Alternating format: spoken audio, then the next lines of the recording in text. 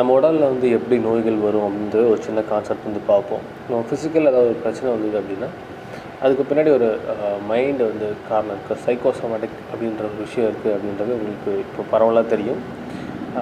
நம்ம ஃபிசிக்கலாக எந்த பிரச்சனை வந்து ரொம்ப நாள் இருந்தாலும் அதுக்கு காரணம் நமக்கு பின்னாடி இருக்க மனம்.